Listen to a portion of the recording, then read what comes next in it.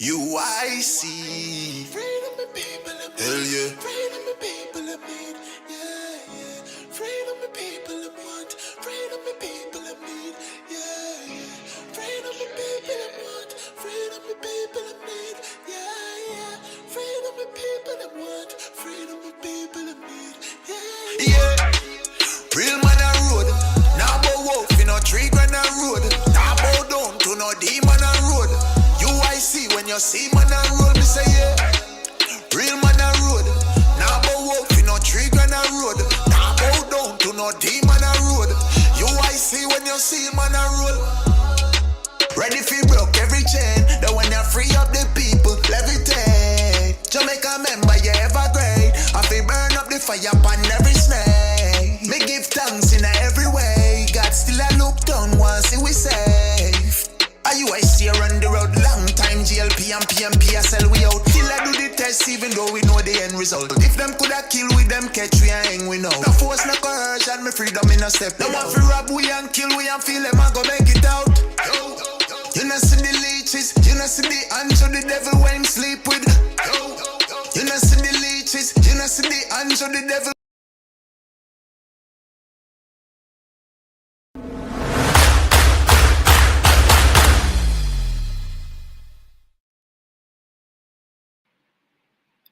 Hello and welcome to another edition of the UIC Liberty TV.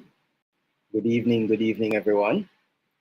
Let's see who we have online tonight. Mitzi Lawrence, big up yourself. Bless up Uniters. Godfrey Richards, glad to have you here. JMH, always here and on time.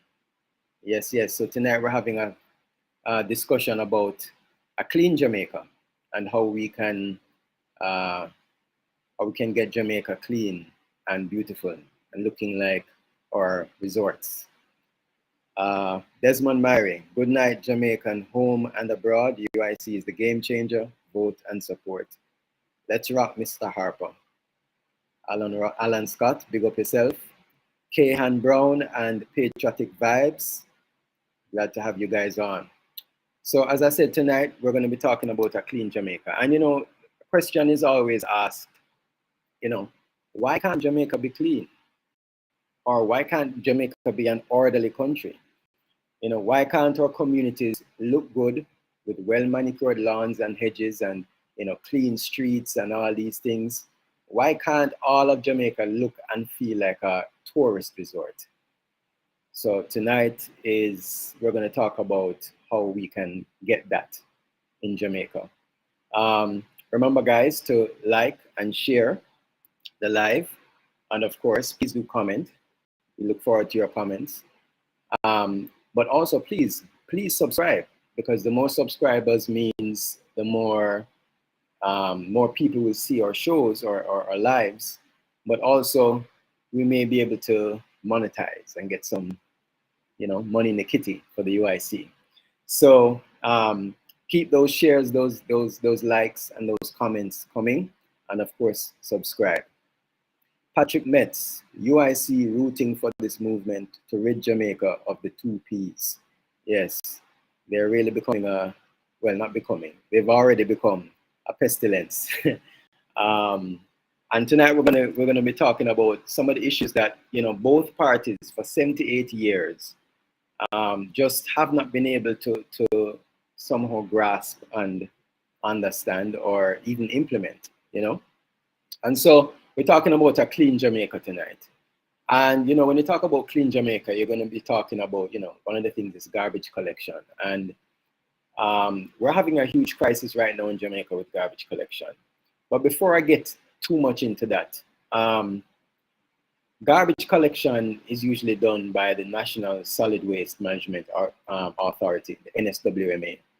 And this is an agency of the government that basically was put in place or was set up to manage solid waste in Jamaica, to safeguard public health and to ensure that the waste or the solid waste is collected, stored, transported, recycled or reused or disposed of in an environmentally sound manner. So basically, the NSWMA has been charged with um, what's the word I'm looking for? The mandate to, have our solid waste properly picked up and properly disposed of, right? In a timely manner and in a scheduled timely manner. But also as well, the NSWMA does cleaning. So they also do sometimes bushing of areas, manicuring lawns, etc. If you go on their website, they actually have a division that is dedicated to that kind of, that kind of work where they, cut lawns and, cultivate plants, etc. But over the years, there's been a problem with this garbage collection in the country. It's just not it's not known that it's been a problem. It's been a problem that pops up every now and again over the years, and it's weird because I'm saying this is an agency that you're pretty much you're doing. I mean, pretty much doing one thing: picking up garbage, collecting it, and disposing of it in a manner that is, going to be sanitary and safe to public health. And how is it that you're not able to do this efficiently? I mean, over 60 years, we're still here where communities don't have proper garbage collection, going months on end. And I'm not just talking about this situation that's been happening recently, but this is something that's been happening over the years. I mean, our president, Mr. Patterson, has said that in the 10 years that he moved back to Jamaica, he moved back to Jamaica in 2010 or 2011, I believe. So from then till now, I think he said his garbage has been collected 4 times. That's crazy. 4 times in what, 10 years? That's ridiculous. And so why is it that a government agency that is so key in making Jamaica look a certain way and helping to upkeep the image, not just the image of Jamaica, but also the image that we have of ourselves? The other day I was speaking to some of my friends, and they were saying, downtown people just nasty. And I'm saying, yeah, but downtown people weren't always nasty. It's not like somebody born downtown just born nasty. I mean, it was something that they've learned, years of no garbage collection. What are you going to do with the garbage? And so we all create garbage, but some of us are able to package that garbage and put it in a bin, and the garbage is collected at the end of the week or sometime during the week. Some of us, that doesn't happen for a month. Some of us, that doesn't happen for weeks, and in the case of months, years. And in the case of Mr. Patterson, hasn't happened in 10 years, 4 times in 10 years. It's really ridiculous. So clearly, the agency doesn't have the requisite equipment and tools needed to properly manage solid waste disposal. That's clear. And we're going to see that in upcoming videos. So I'm going to play a video right now that is going to share with you the issues that the NSWMA is having with their fleet management system. So here we have a system where they have trucks that are supposed to go out and collect garbage, and there's a software system that can manage those the pickups, what truck goes where, what time, etc. Fleet management system, and they don't have a proper fleet management system. So this video is going to show the issues of the NSWMA with their fleet management. Hopefully someone in the background will be able to play that. If not, I will do it. Let's see if I can. Okay. All right, great.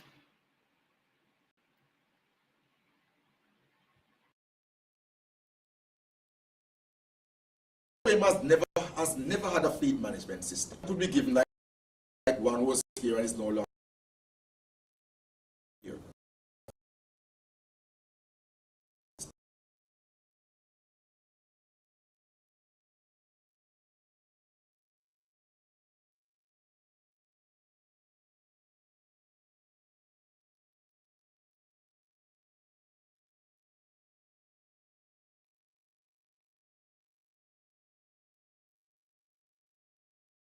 All right, looks like that video is not working. Let me see if I can get it on my screen and share it with you guys. Where are we?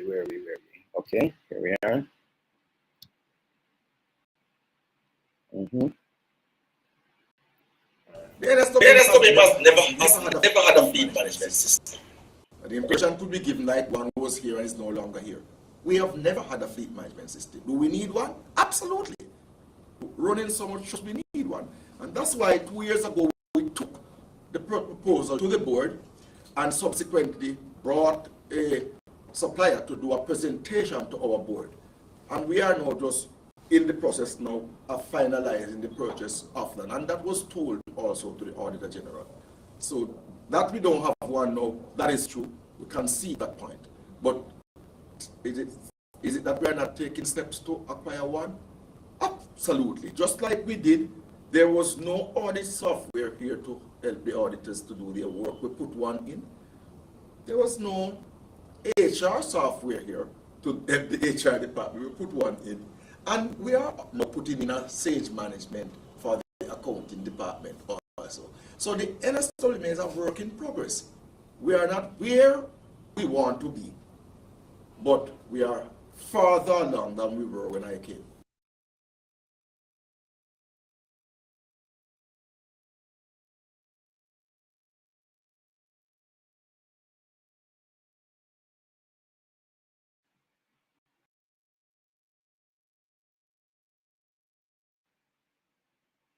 Okay, I don't know what's happening. All right, so there you have it. They don't have a fleet management system.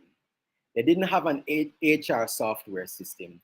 They didn't have an audit system. I mean, this is an agency of the government that is a critical part of the public health of the country.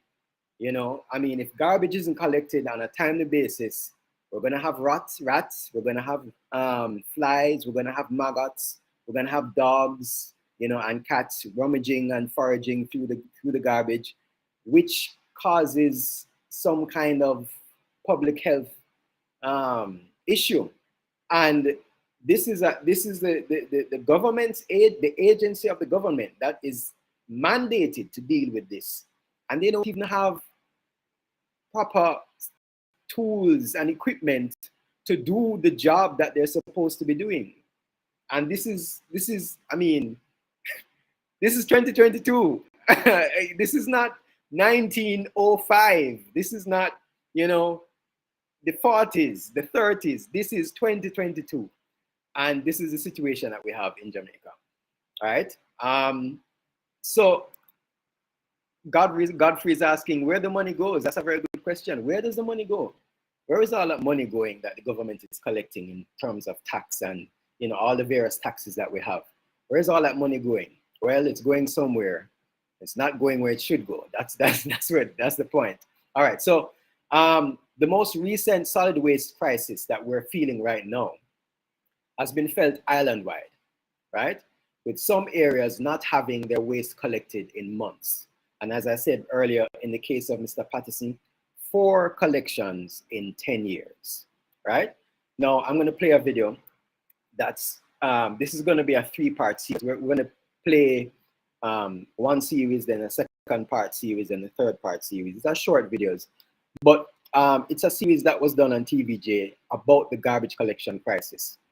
And so I'm going to play this video that is basically the start of it. And it basically, the video basically kind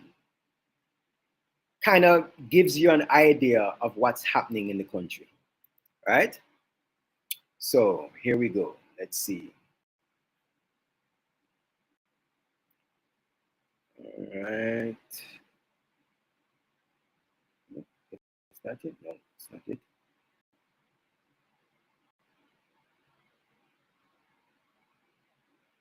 Okay. All right. Here we go. This evening, we delve deeper into the impact of the garbage collection crisis facing Jamaicans. For more than 2 weeks, our reporter Dwayne Anderson has been visiting parishes where the situation is dire. Here's the first of a 3-part Primetime News in Focus special report. A garbage receptacle painted in the colors of the Jamaican flag, overflowing with garbage. This perfectly captures the collection crisis in parts of the country. The backlog started around 2 years ago when the COVID-19 pandemic hit, and it has been worsening since. It's mainly due to a shortage of garbage trucks, which in turn means fewer loads of waste going into the country's disposal sites, like here at Riverton. This spells bad news for pickers who make a living off dump sites. It's kind of slow, yes. Now we are through Corona thing and certain way. We don't know iron slow, room now buy more, so it's hard, brother. It's not nice. I don't know. You see me? Nothing really come as much, you know? What you say, Yalo? Bag feeding. So what? For me hog them. Because me raise hog. You get what I say, so that's my aim. You see me? Why you feed them? Sludge. Like Duan, patty Duan, Nutri Mix and bread and bun and all these things you feed the hog them. People have also resorted to disposing their garbage illegally. We counted more than a dozen illegal dumping sites in parts of Clarendon, Manchester, St. Catherine and St. Thomas during our investigation. Then there are those who leave their garbage on the roadside, hoping it will be picked up. But that takes weeks and at times months. What the government can do for us around here, okay? So the old scheme need to clean up. So we need some truck to take up the garbage on the scheme. Look outside there. Look outside. Look on the roadside. Look on the roadside, go down, go up back the road. In some residential areas, people use trees and fences to hang bags of garbage to keep them away from stray animals on the prowl for a meal. But the animals are unrelenting, like these dogs, and more often than not, they get into the waste. There's also the stench from the rotting food. As you can see, the bag them hang up there and you jump on. All of them full about 2 months going or 2 months and add. Situations like these have also given rise to garbage wars among neighbors. One resident related a recent confrontation over the issue. One morning, a girl over next door, I fight me and her, almost fight. Because she a creep down in garbage down in front of my bar. And me I tell her, say I burn my garbage them. And me buy a bag to put my garbage back, put my garbage. And me a fling over garbage over her yard and she a fling it back over here. So. And from the proverbial bad blood to actual bad blood, medical waste is also going uncollected in this crisis. A medical practitioner explained how the backlog has impacted his work. Nowadays, we're not quite sure when they're coming. It can be 2 weeks, can be 3 weeks. We have even had them coming as late as 4 weeks after the date when they're supposed to come. So that is a problem. So what I have to do is just follow the advice I gave a while ago, make sure I bag away the things properly and put them in a secure area until they come, because you really can't afford to have medical waste out there. The National Solid Waste Management Authority, NSWMA, needs 150 trucks to adequately serve the country. The most the agency has ever had at any time is 20. Consequently, the NSWMA has to send trucks from places like Kingston to other parishes to help with the collection. St. Thomas is one of the parishes worst affected by the truck shortage. In part 2 of this 3-part series, we will look at why this garbage collection backlog is bad news for Jamaicans' health. Dwayne Anderson, TVJ News.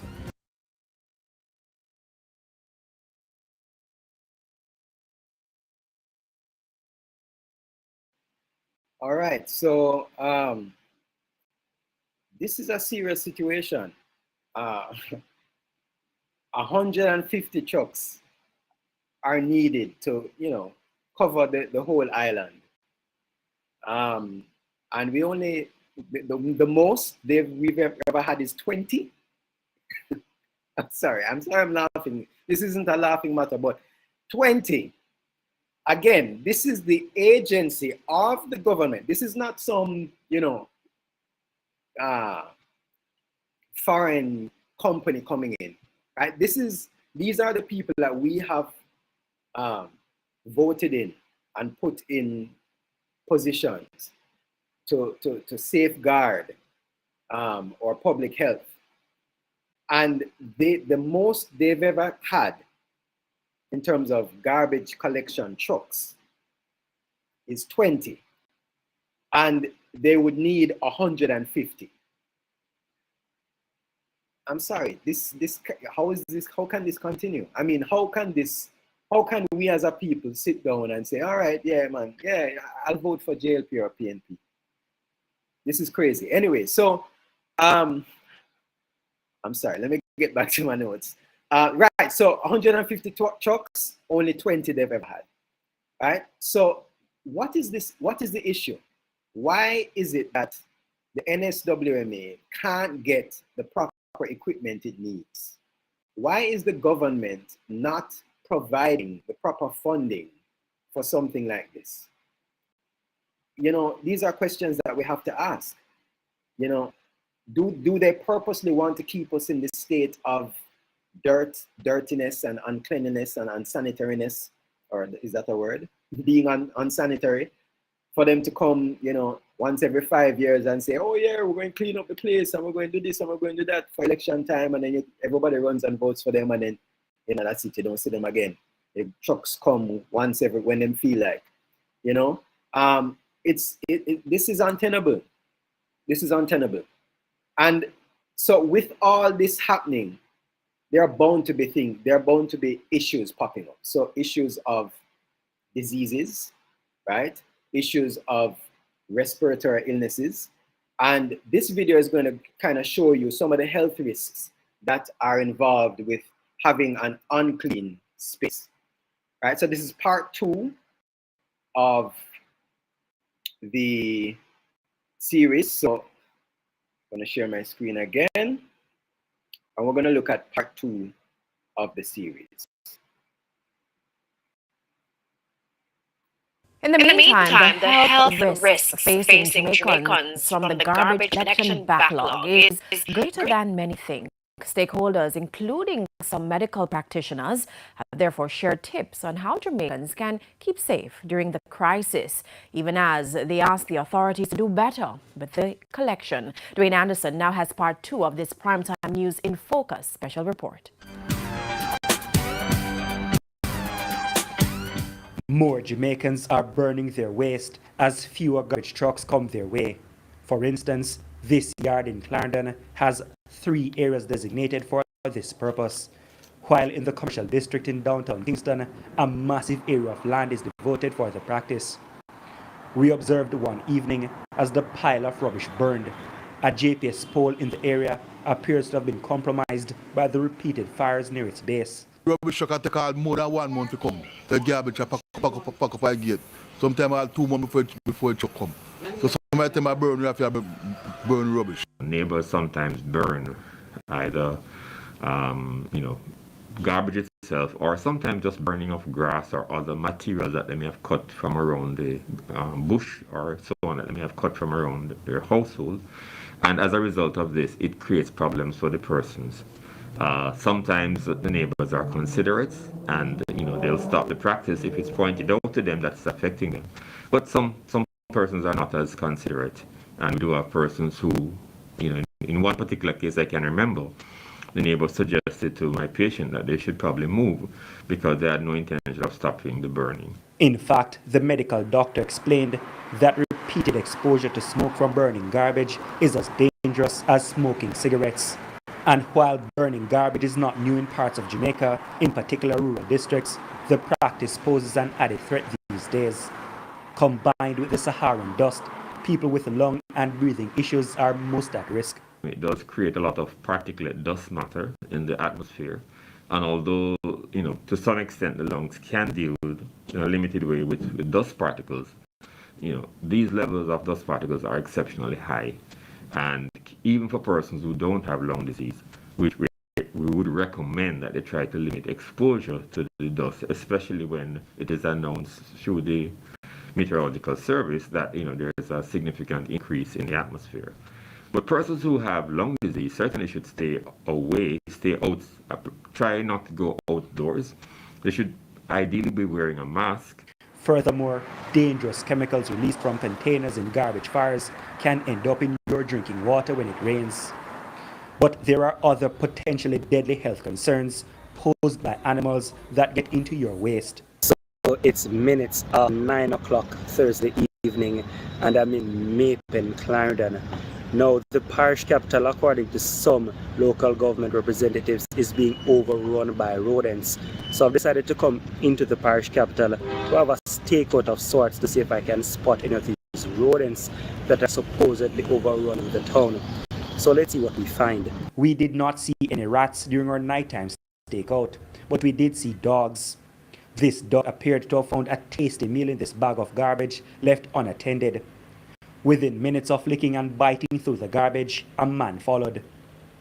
Now, if that animal was carrying diseases, those germs were likely picked up on the man's bare hands. Make sure they bag their garbage properly and they put them in secure containers. As I mentioned earlier, you bag them, you put them out on the roadside. If it's not in a secure container, domestic animals like dogs and cats will come along and tear them, and goats will come along and tear the bags and expose themselves. Rats like this one foraging through garbage in New Kingston in the broad daylight also concerns the doctors. The houseflies will carry diseases like leptospirosis and typhoid and so on when they pitch on persons or pitch on your food, right? So the uncollected garbage is really a big problem.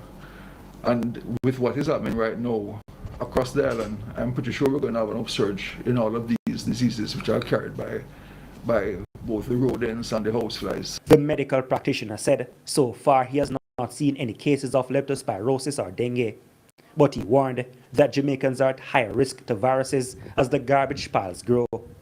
Tomorrow, in part 2 of this 3-part series, we will look at potential solutions to the garbage collection backlog.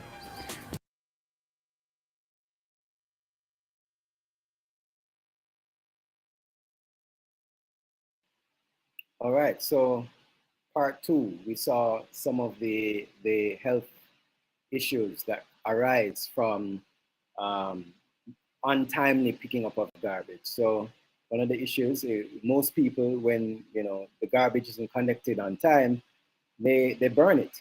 And I think I heard somewhere that burning garbage is illegal. I'm not sure, but one of the health risks related to burning garbage is, asthma or respiratory diseases, not just asthma, but respiratory diseases. And it's one of the reasons why a lot of people that live in Corville Gardens have respiratory issues, because every time the Riverton dump burns or catches on fire, and they're engulfed with smoke basically because they're right behind or in front, I don't know, yeah, they're near the dump, so they get most of the smoke. And it's been an issue. I know a couple of people that live in Corville, and all of them have respiratory issues, just because they've been living there for a length of time. So we have respiratory illnesses. We also have other diseases that can be picked up from animals, rodents, that are foraging through the garbage, and that are passed on to people, street people that are on the road, or even just regular rats and dogs, just foraging and making a mess of the garbage. So we have those issues, and again, these are things that can be easily dealt with, simply dealt with. People are putting garbage where they think they can.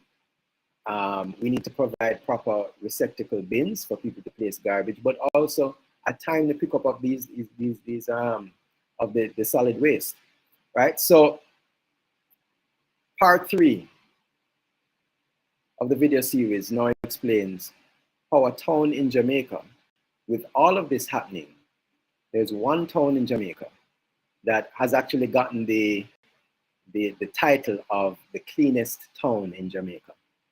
And we're going to see what town that is, and also the video will share a solution to the garbage problem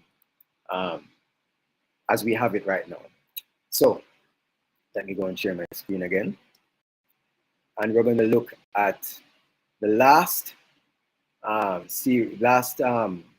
video in the series, the garbage collection crisis.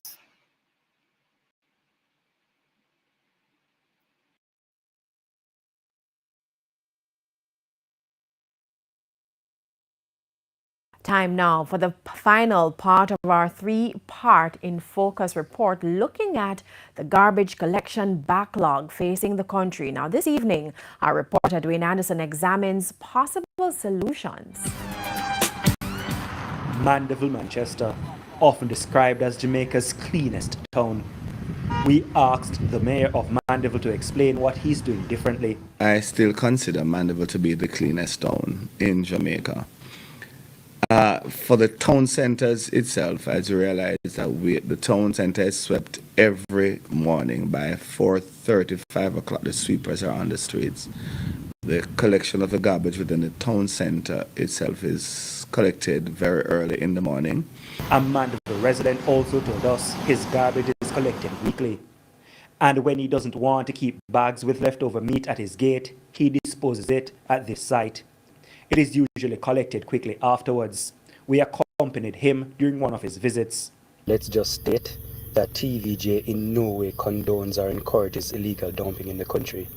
This is simply to test how garbage is collected in other parts of the country. When we returned the following morning, the garbage bags were gone.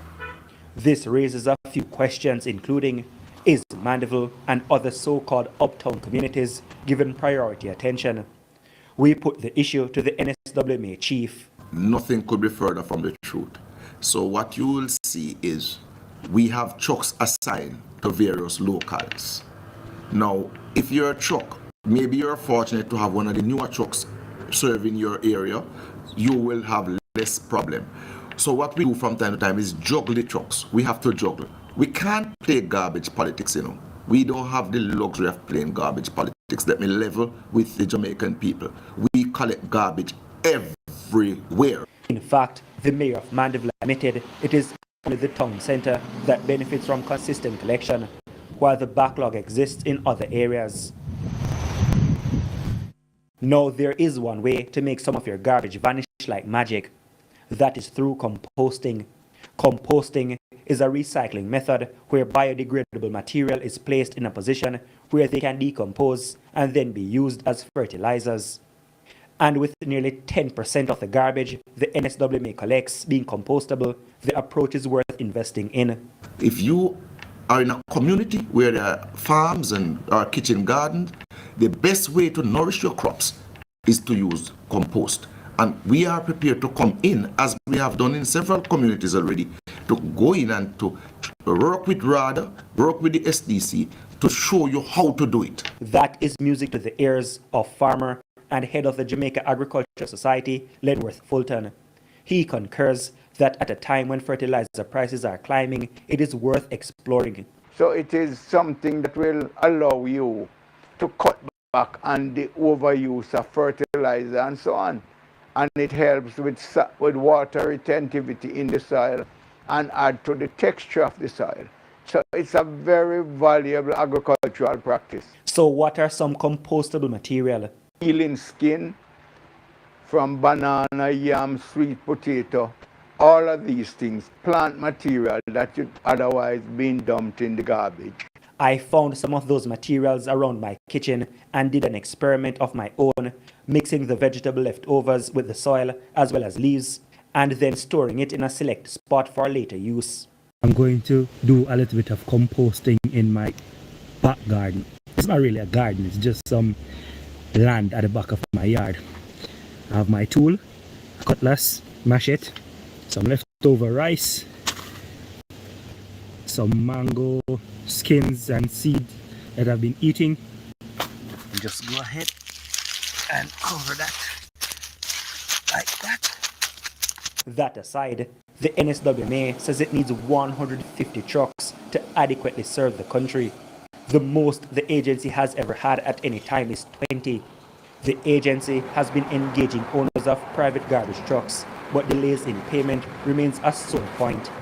One contractor who does not wish to be named publicly in order to preserve his contract with the government, said the timely payment is critical now given the escalating cost of fuel, end quote. But whatever the solution is to this emerging crisis, it needs to work quickly given the dire consequences. Dwayne Anderson, TVJ News.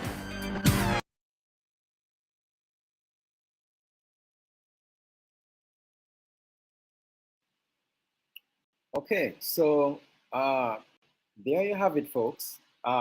Mandeville has been able to, at least in the town, as according to the NSWMA chief, or according, was it the mayor, at least in the town, they've been able to keep the town very clean. And I don't know, here is a town that is able to do what the rest of Jamaica could do. I mean, how hard is it to get your street cleaners coming out every day and cleaning the streets, to keep the streets clean? How hard is it to have to provide enough trucks to the agency so that you're able to have a timely pickup of garbage in and around the area, in and around the country? I mean, this shouldn't be a one-off case. This should be every town, every community in Jamaica is clean. But again, we have a government that doesn't really care about that. They're more concerned about making grand statements and, you know, saying all these things. The other day, the Prime Minister said that he wants to redesign or uplift Washington Boulevard because you can't be having, you know, the main thoroughfare coming into the city looking like that. And I'm saying, but if you take you take Spanish Town Road instead of Washington Boulevard, you take Spanish Town Road and go the other way, you're passing the dump. I mean, and you're seeing garbage strewn all over the place, and you go further down. I mean, what are you going to say? People shouldn't drive that way to go to the city. They should drive Washington Boulevard. I don't know. I mean, it's just weird that what they choose to highlight, you know, are things that are so minute in the grand scheme of things. So, you know, the UIC, well, I hope you all are fed up. The problem is that a lot of Jamaicans grew up seeing the garbage around the place. And so they just feel like that's, you know, that's it. They feel like this is the only thing, this is the best thing that we can have right now. We just have to survive and go through this. You know what I mean? It's not what we want, but it's the only thing we can get right now. And so we just have to go on with it. But the truth is, there is an option. There is an option. And we are looking to provide that change. We're the change you can trust, as one of our taglines says. And we need your help to go out there and spread the word and get the message out, right? But so what is the UIC's plan, or what is the UIC's position on all this? So the UIC's position, we want to make all of Jamaica, not just certain parts of it, all of Jamaica. We want to make all of Jamaica clean and beautifully maintained, with well manicured grass, clean streets, you know, hedging where there needs to be hedging, palm trees where we can have palm trees, if you're flowers, where we can have flowers, right? And of course, proper disposal and collection of garbage. You see, once we can clean the garbage or get rid of the garbage, dispose of the garbage properly, we now have a space to plant grass. Or even if you don't want to plant grass, if you want to, you know, do your own little backyard gardening, that's fine. But let's have the place looking clean. Let's have the streets being clean every day, every morning. Let's have proper upkeep of our sidewalks, you know, street lights, things like these. These are help to not only boost the look of the place, but also help to boost the the feeling of the people in the area. So they feel like they live somewhere that is decent and is nice, and they want to keep that up. And I don't agree with what some people think that, oh, well, because, you know, people come from a certain area, then they only want, you know, the place to be dirty. That's not true. You know, I have relatives living in downtown, and, you know, they try to clean the place as much as possible. You know, they want a clean environment. They don't want to be living in a pigsty, you know? And so we want Jamaica to be clean, all of Jamaica. And so when all of Jamaica is clean, we can now use that as an opportunity to bring tourists in the communities. So we have more of a community built tourism sector, instead of having tourists lock themselves away in all-inclusive hotels in certain parts of the island, right? And I don't know if you notice, like when you go to these all-inclusive hotels, the grass is so well, there's no blade that's out of, you know, everything is neat, right? The hedging, everything is neat. I mean, there's some hotels where, you know, they've actually used the hedging and created figures and, you know, all these things. Why is it that that can't be expanded to the rest of the country? Why is it that our government just doesn't see the need to expand that, right? So we want all Jamaicans to experience this. And here's the thing, we want Jamaica to be for Jamaicans. We don't want to build a Jamaica for the foreigners. We want to build a Jamaica for the Jamaicans, for the locals. We want you all to, you know, if you're living in St. Thomas, to be able to go down to St. Elizabeth for a weekend trip and enjoy the hotels there, and or stay in an Airbnb in St. Elizabeth and enjoy the culture there and enjoy the community there and come back home to St. Thomas. Same thing if you're living in vice versa. If you're living in St. Thomas, you could go to Portland, you know, for a weekend. We want to develop that kind of tourism, right? And when the tourists come, they can enjoy it as well. They can enjoy the country as well. But we're building we're cleaning the country for our people, not for the foreigners, right? So there is a country that has actually done a lot. You know, when they got independence, they were dirty, they were poor, they didn't have any kind of natural resources that we had. All they had was a port, basically. And they were able to turn the country around to being one of the cleanest countries in the world. And I know some of you may be saying, what are you talking about? Well, I'm going to share a video with you on this country that has now turned itself around to being one of the cleanest countries in the world, thanks to, you know, the leadership of the country. So let me, all right. Okay, hold on.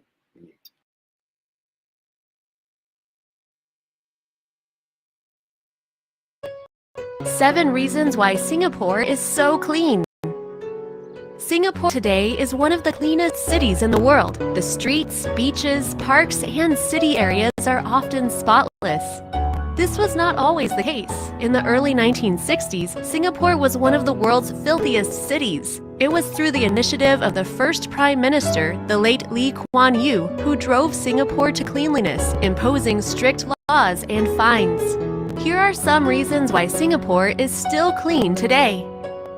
Number 1. The weather. Singapore is a hot and humid country. If garbage is left around for an extended period of time, the heat will cause not only a pungent odor, but also attract assorted pests like rodents, flies, and cockroaches. Thus, it is imperative that garbage collection is performed much more frequently compared to a country with cooler temperatures. Number 2. Fines.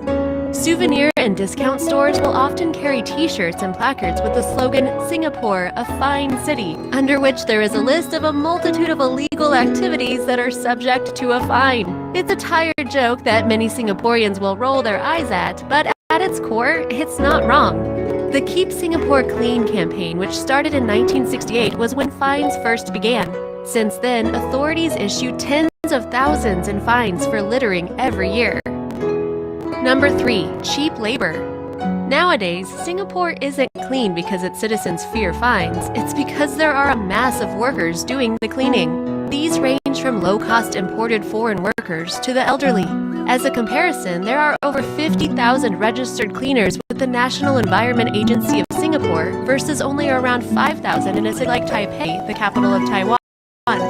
These workers clean diligently, sweeping, picking up trash, and maintaining the cleanliness of this small island nation.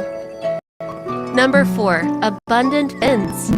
If you want to stop people from littering, you need to give them a place to put their litter. That's why in Singapore, there are rubbish bins everywhere. If you wanted to litter, you would probably need to put in more effort than simply throwing it in one of the readily available bins. Number 5. Chewing gum ban. It is illegal in Singapore to import and sell chewing gum, apart from those used for therapeutic, dental, medicinal purposes. This is because chewing gum is expensive to clean and unsightly when stuck on pavement and buildings. Number 6. Clean and green. Today, it's difficult to locate any waste in Singapore. It is one of the greenest cities to travel by car, MRT, and bus. There are trees everywhere. Parks are connected to each other in a smart system. High-rise buildings are full of bushes and trees. There are green bridges, the highways are blooming, and much more. It's the fulfillment of a vision of a clean, green society. Number 7. Tourism. Finally, keeping Singapore visually appealing also helps to attract visitors and encourage tourism, which in turn boosts the local economy. Tourists and foreign executives are more likely to return to a clean, safe, law-abiding city.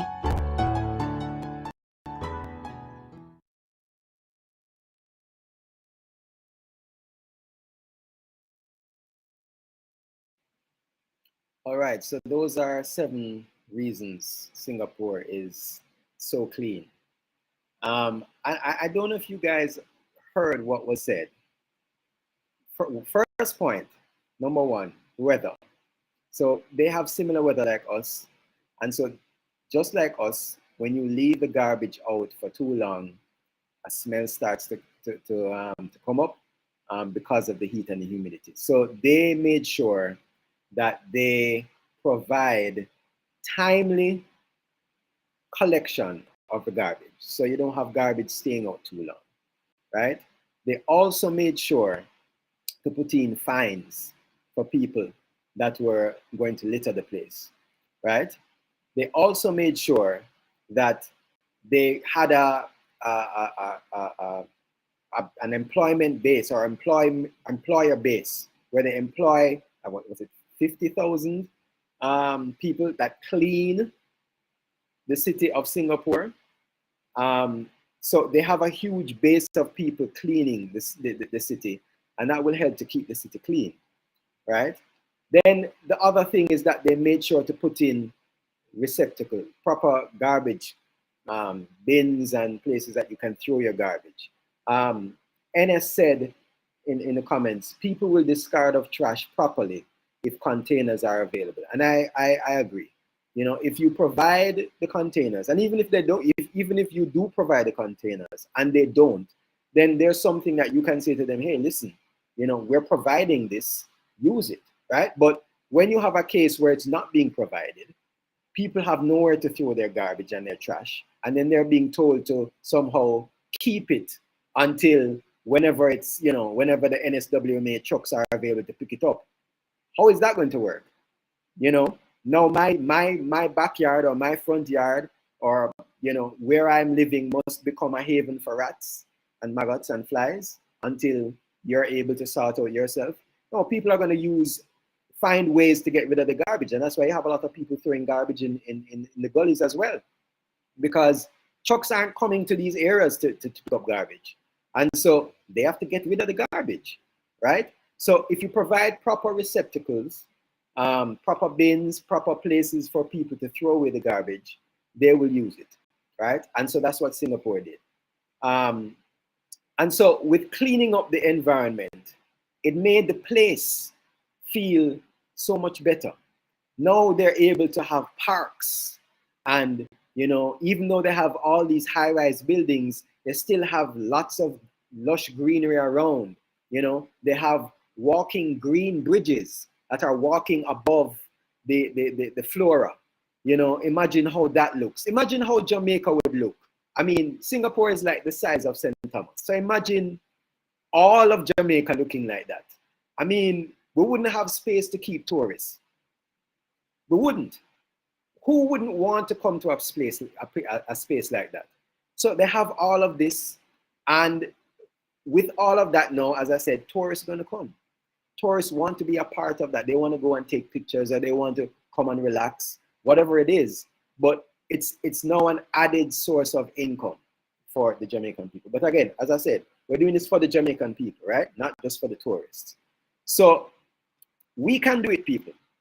And the UIC is here to show the way. The UIC is here to provide the proper guidance and the proper pathway towards, you know, this clean, beautiful Jamaica that we see. I don't know if anyone in the comments agrees, but I think, you know, I think we can do it, and I think, you know, under the helm of our president, Mr. Joseph Patterson, and, you know, the other people in the executive team, we'll be able to turn this country around. I mean, we have solid policies, solid plans, and, you know, we are literally the change that Jamaica needs in this time. GMH says, I agree. NS says, everyone in this live, please hit the like button. Definitely, definitely. So if you guys have any questions, put them in the chat and we'll try to see if we can get them answered. We saw a special guest pop on recently. So hopefully in this person, there we are, Mr. Patterson, how are you? I think you're still muted. Yeah, man, I'm still there. Can you hear me? Yes, I can hear you loud and clear. Wonderful, wonderful. I love the presentation, enjoyed it thoroughly. Great work. You know, one of the things I thought about when you were speaking and before now is how you create a culture. And what we have done in Jamaica, when we today call Jamaicans nasty, what we really should be saying is our leaders are nasty. And it's because our leaders are nasty, they created a culture of nastiness in the country. If we had a leader like Lee Kuan Yew, we wouldn't call ourselves nasty, because of his leadership, he created a culture of cleanliness in Singapore. You see, government has a role to play, and when government fails to play the role, it creates chaos, it creates dysfunction. You know, every citizen should be clean. Every citizen should do the right thing. But if every citizen would have done all the right things, you would not need government. So the reason we need government is to make sure that those among us who would litter pay a price for littering. And it's to make sure that you set an example by, if the government is clean, then more of the people are inclined to be clean. When you walk into a room that is well kept and well maintained, you feel uncomfortable littering. If you walk into a room and it is dirty and unkept, you don't really care as much. Now, of course, highly responsible people like you, Douglas, would care, and others like you. But many of us in the world, if we walk into an environment and it is unkept and messy, we're not inclined to do anything to keep it clean. And that's what's happening in Jamaica. Many citizens across the country are just fed up. They're tired of not being able to find a garbage bin to dispose of their garbage. They're tired of waking up to the garbage. Right now, if you come to my front gate, if you came here 1 month ago and come back now, you'd see the garbage waiting there to be picked up. I tell my wife, why are you waiting in vain? We have to go burn the thing.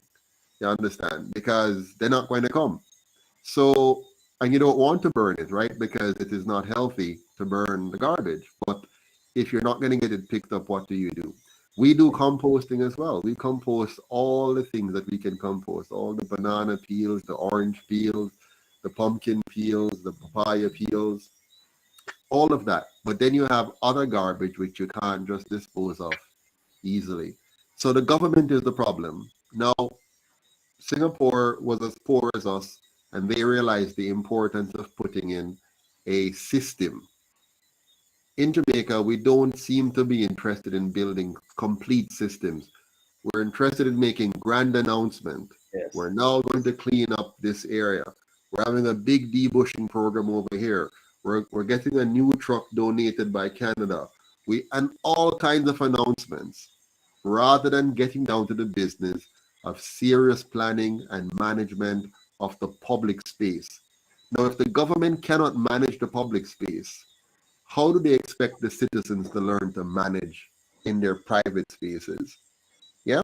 So if the government doesn't care about the overall environment, how do they expect the citizens walking through that environment to care for it?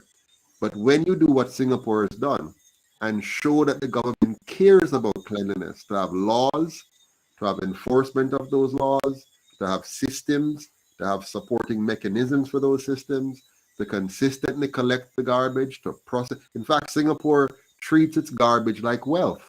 They don't just throw away the garbage.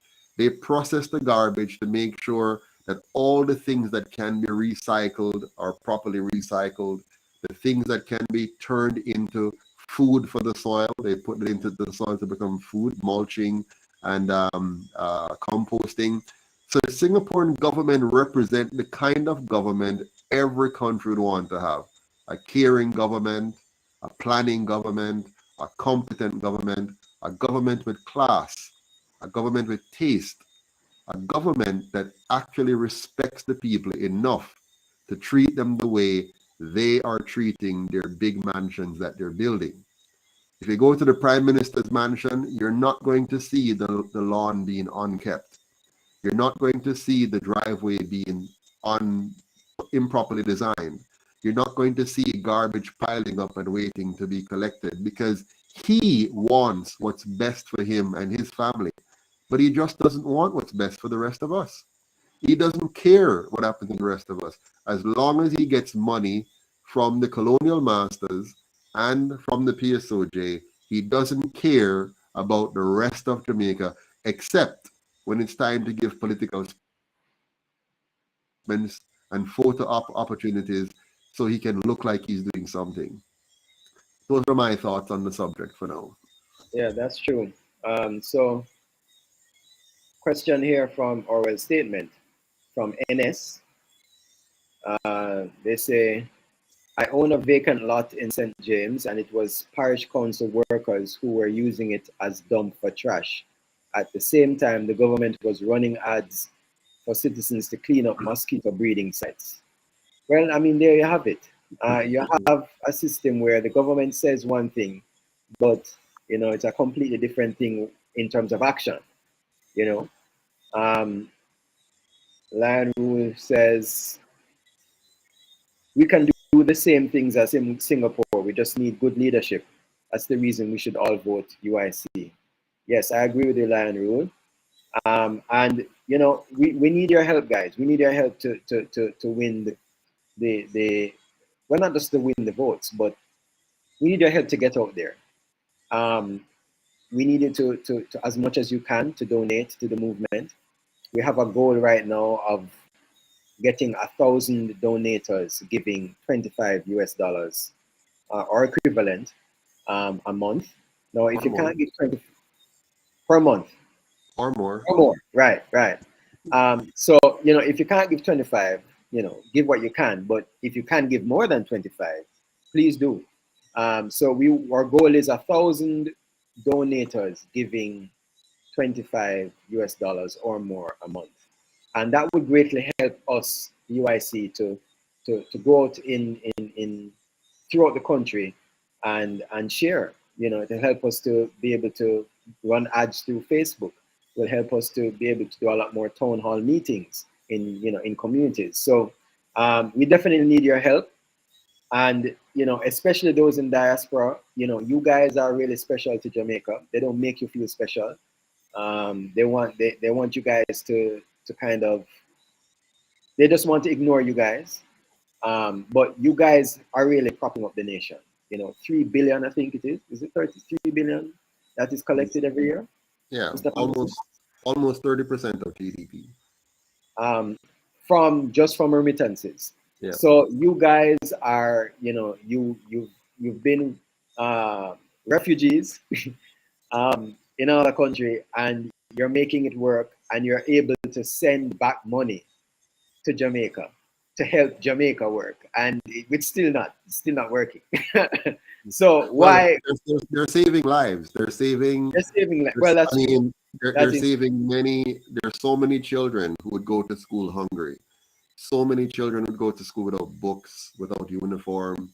So many families would go to bed hungry if it wasn't for the diaspora. You are lifesavers. You're accounting for roughly a third of Jamaica's GDP. I mean, a third. I would be worried sick if one day we woke up and the diaspora stopped sending money home to Jamaica to help family and friends. You'd see poverty on a scale unimaginable. Yeah. Because a lot of Jamaicans are not earning at all, and some are not earning enough to be able to make ends meet. And it's a diaspora that is solving that problem. But before you continue, Douglas, I wanted to go back to something on the garbage issue. Every year we have Labor Day, and on Labor Day we make a big deal, and the government loves to make a big deal of it and have the citizens go out and clean up, and they try to cast a what's the word now, a kind of a blame game, like the country is dirty because of you people, and you need to come and do something about it. And any good government would want to encourage the people to play their part, and the people should play their part. But it's really a faulty logic, and I often talk about it when I see, people go online and they show pictures of themselves cleaning up their community, and they're applauded for doing it, and we make a big deal about it, while letting the government off the hook. Remember, when we the citizens go and clean up the road, take time off from our work and from our families, and we go and clean gutters and clean drains and debush areas and pick up plastic bottles that are littered all over the place and so on. What we're doing is the government's work. We're taking over the work of the government for free. After you have gone to your 9-to-5 job and worked very hard, or your farm and work, you are now being asked to take time out of your day to do things for which you have paid the government taxes to maintain your environment, and they're asking you now to come and do it while they are still not doing what they've collected your tax dollars for. And what they do in the meantime, because you're being so generous and kind, and to be very honest, fairly ignorant, they're enjoying the luxury of stealing the money that they should have used to pay workers to clean up your streets. So they're laughing at you. When we're going out and we're doing our Labor Day project and we're trying to do our cleanup and whatever, and they come out when they lift a few shovels and they do some nice photo opportunities and put it up on Facebook and so on and Twitter, while they're laughing because your tax dollars that was supposed to go in to hire 50,000 people across Jamaica in a full-time job working in our public works department and are responsible for planting trees, for trimming edges, for maintaining the landscape along the roadside, for getting up early in the morning and picking up any trash that is out there. Inspectors who are supposed to identify persons who are littering and give them a ticket and all of that. An entire team of people that should have been hired, who would have provided an income for those people to go home and feed their families, doing a good, decent job. And remember, Jamaica has a huge abundance of labor that are low skilled. I'm just being very pragmatic here. A large amount of labor that are low skilled. So they left high school without the subjects, without the competences, and they're languishing. They left when they were 16 or 17 or 18. Now they're 25 and 30 and 45 and 50 and 60. and they have nothing to do because the government failed to put in place a public works department which would hire 25, 30,000, 50,000 people across the 14 parishes, not giving them little Christmas work at Christmas time and treat them like these little casual thing, and they leave them to starve for the entire year, and then give them a little 7,000 or 8,000 or whatever dollars once or twice a year, or they give the politicians money to go do little debushing in their communities, and the politicians don't get in charge of that money and give them friend and partisan people, and some people get 2 or 3 checks and they do nothing. I know all about it. I've seen it. A good government would have instead set up a proper public works department. No politician should get any money or any contracts to give out. The role of the politician is to bring the issues to the government and say, why aren't you doing this? Why aren't you doing that? Where did the money go? Why is it not being done properly? Their job is not to get money to go and give out or to get any contracts to go award contracts. Politicians must be separate from that. And the Public Works Department should be charged with the garbage collection, planning proper routine maintenance, making sure you have sidewalks in all of the communities so you don't have people in the street and car coming and they have to dodge, right?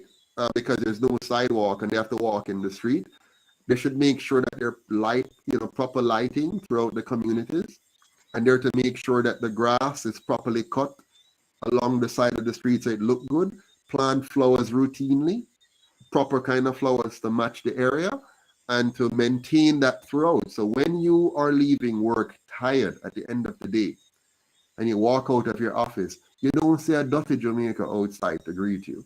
And when you're driving home, and you're stressed out and depressed and just want to get home and get a bath and eat some food and whatever, you have to drive through garbage and the place just look dirty and poorly maintained and whatever. No, a good government would make sure your spirits are lifted as you step out of the office and then drive home. Even if you're the janitor and you leave and you just do your janitor work and mop and it's hard and you're sweaty and you finish now and I clean up and I go home and you step outside, you see a garden city, a garden community. Different levels of flowers, different colors, and different contortions that allow you to see workmanship and artwork and care as you drive along. You feel like a tourist in your own country, as someone want the place to stay.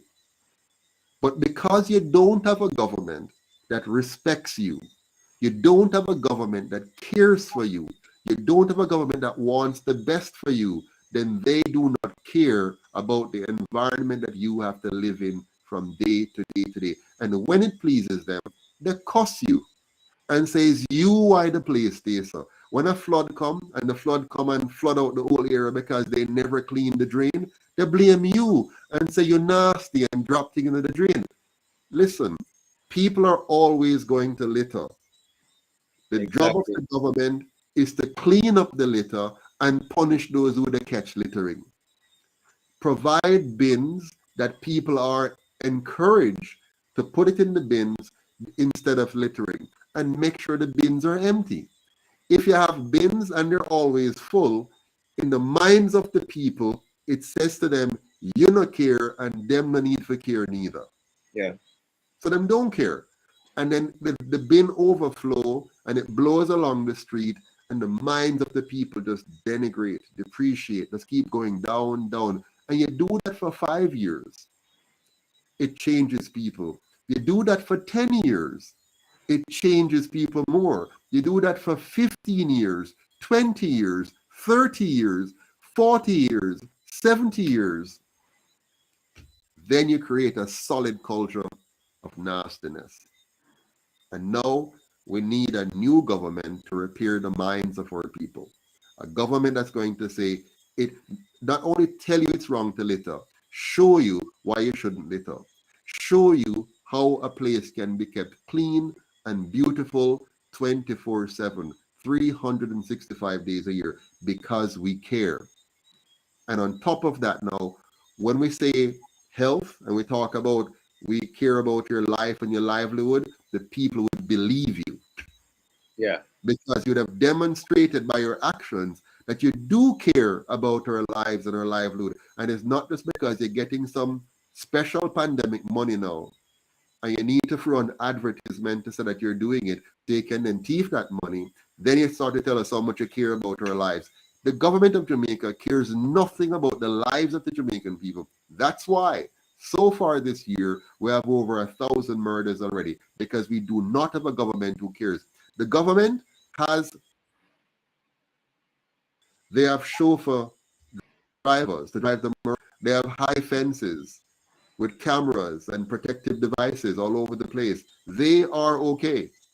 Andrew Olness, Mark Golden, and all the rest of them, they are okay. They have nothing to worry about when it comes down to their personal security and the beauty of their home and the environment they live in.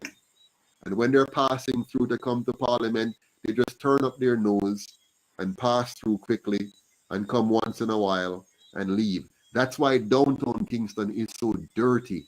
No, so dirty. Because they don't care about the people at North Street. They don't care about the people at Beeston Street. They don't care about the people at Blake Road. They don't care about the people at Anova Street. They don't care about Princess Street. They don't care about any of those little dirty communities where sewage is in the street, where garbage is lit all over the place. They don't care about any of that because they're going home to their beautiful homes paid for by your tax dollars, directly or indirectly, either through the salary that they get or the special allowances and bonuses that they get, or them thief it through the contracts they carry through their friends and company and get the money back to themselves. They do not care about Jamaica, and that's why Jamaica looks the way it does. And anybody who votes for a government like that, who doesn't care to ensure that you have a clean, safe, and orderly environment, is a government unworthy of your vote, unworthy of your support. But if you support them and if you vote for them, then guess what? You know better. Back to you, Mr. Douglas. Yeah. And I remember a couple of years ago, there was an, I think it was Mike Henry. There was a big furor of him, using money to fix up his house and, all these things. And one of the comments he made was, "So am I supposed to live in squalor?" And I just thought, what? Are you serious? So it's okay for other people, the people in your constituency, to live in squalor, but it's not okay for you to live in squalor. You know what I mean? And that's why I like what the UIC says about, if you're going to be a representative for whatever constituency, you have to live in the area. It can't be that you're living, in Norfolk. On the hill. Yes, Andrew's on the hill, looking view. down on the rest of us. He's just to the rooftop. He said the rest of the rooftops down in Kingston. And because he's so far away, they look nice. They look nice, Yeah, because he's far away on the hill. He's not seeing it. All of that looks beautiful. The view looks lovely. But then you're representing an area. And when it's election time, they will go down into these gutters. Yes. Roll up them foot. Roll up them pants and walk through river. Yes, walk through river and all these things. Instead of giving the people a proper road and bridge to go home, they walk through the river now. And they go and sit down beside them in their old broken down houses and sit down beside the old lady and say how much they care. And election time come, they'll go and lift her up by her arm and carry her by her foot to go vote. And then once that is over, she's left to suffer for the next 5 years. And if she managed to live until the next election, they'll go down there and get her again. Yep. So we're BJA22 says, "Mr. Patterson, I live in Alberta, Canada for over 10 years, and I have never seen one Thursday that the garbage truck did not show up. This is what we want." Absolutely. I've lived in Canada, Douglas. I've lived in Canada for a number of years. And it was Wednesday, I think, for us. Every Wednesday, And if you miss it, you have to make sure you run out and make sure you put down your thing because they're going to come on time. And if you miss it, you have to pay, right? You have to now pay, And if you put out too much garbage, you can even put the number of garbage, like, you can't just be wasteful. And then they also have different bins. So you have bins for the compostable material, then you have bins for the plastics and the metals and so on. And if you have bigger things you want to put out, then you have to get a special tag for them. Like, let's say you want to throw out an old bed or an old sofa, then you have, so there are processes, And if you miss the garbage drop off, pick up or whatever, then you can drive your own garbage to a station and drop it off. Like there's a, drop it off there. And there's a process for that. Everything is a process. And it's a nice process, a clean process, a very orderly process, a customer service driven process. And that I want from a country boss. Yeah. That's what I want here in Jamaica. Yeah. And somebody said the other day that Mr. Patterson wanted to make Jamaica like Canada and Singapore, but they said something negative after that. Well, my dear, yes, I want to make Jamaica like Canada and Singapore in terms of the good things that work in those countries. And if you don't want that, I don't know why you wouldn't. But I want that. I want to make Jamaica no less than the Canada I lived in. I want to make Jamaica no less than the Singapore who started out just as poor and even a little poorer than we, and in 25 years create a beautiful, safe, orderly, clean country. If them can do that in 25 years, I don't see why we have not been able to do it in 78. All right, so Ken Francis, I live in St. Elizabeth for 22 years, and I can count the amount of times I see the garbage truck between Balaclava to Elim. Yes. Yes. You're lucky you can count. Honestly, Sir Harper, just imagine yourself, you live in Kingston, so you're better than me, right? And Kingston normally have better services than everywhere else because Kingston is Jamaica. But I live in St. Elizabeth, and I rarely ever see the garbage truck, The 6 times that they have picked up now in 11 years, it's up now from the 4. The 6th time that they have picked up now, I've only seen them twice in the process. My wife is the reason why they pick up. My wife is relentless, So she's on the phone and she calls and she calls and she calls and she calls. I don't know how she do it because I don't have that degree of patience. And she follows up with them and she calls the person who would drive the truck and where you're there and where you come and this day and him no show up and she call again. When you're coming this time, and she planning, and she will leave the garbage has been out there now for a month at the gate because she call him and she work out and him was supposed to come the day and him not come and him supposed to come the another day and him not come, and she has been calling and calling and calling, and it's because of her why we have 6 pickup. If it was because of me, we'd only have 1 because they came one time without us calling, so it would have been once in 11 years. So it can't be the way that Mr. Harper. This cannot be the way we run a country. It just can't be the way. Yeah. Cannot be the way we run a country. Shand Ellis says, there is a system of a small return for recycling plastics, aluminum cans and such. Maybe we should do that as a way to keep it clean.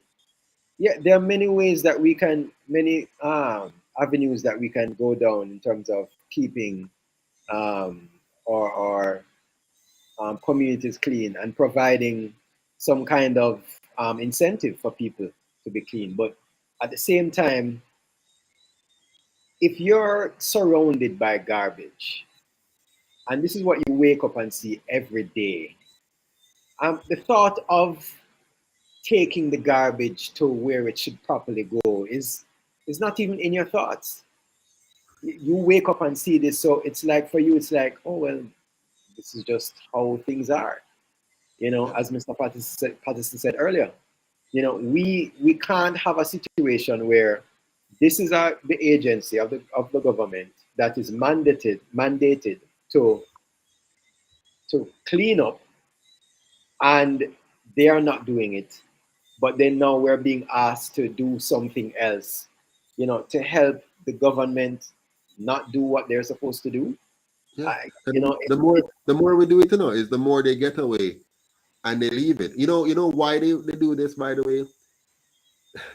You see, if the Jamaican people is in Canada, right? In Canada, most of the population is highly educated, right?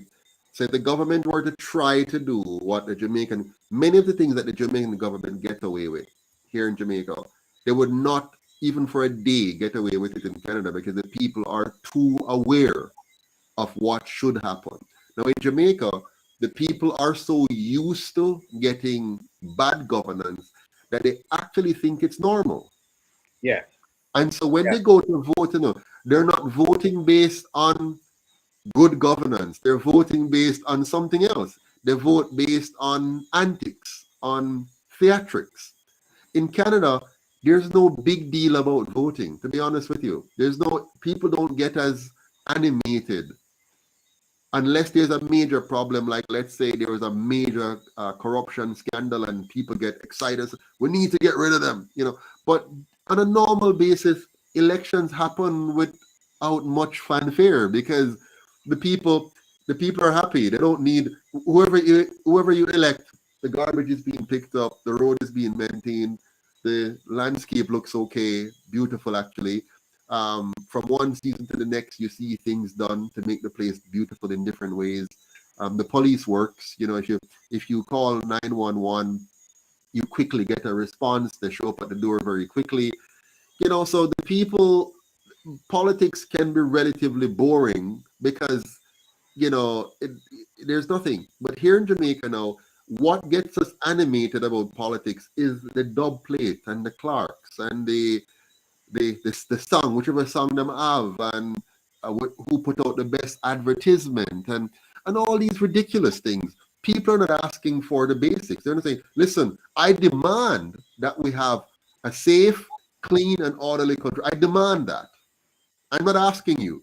You must get that. We must have a safe country. We must have a clean country. We will not tolerate 1,000 murders or 1,200 or 1,500. We will not tolerate dirty streets. We will not tolerate not having fixed addresses. For 78 years, we have gone without fixed addresses right across the country. Yes, people in Kingston have it, but right across the country, many communities like St. Elizabeth and Clarendon and Westmoreland and Trelawney and St. Thomas and St. Mary, people are going without fixed address. You don't have a fixed address that says this is where you live. No, man. My fellow Jamaicans, let's stop this. We must now demand good governance now, right now. We're not going to wait no longer. We want it now. We must demand it now. We must enough is enough. We're not going to tolerate. Listen, on September 22nd, I need to see all of you out there with me and the rest of the team. Ward Theatre. We're going to walk from Ward Theatre to Heroes Circle, to Emancipation Park, to Halfway Tree, and we're going to demand good governance now. We're not going to wait anymore. We don't want you to tell us to ban our belly and wait anymore. We're not going to sacrifice anymore. We're not going to be patient anymore. We want good governance now. And I hope my fellow Jamaicans really want that, because I'm tired.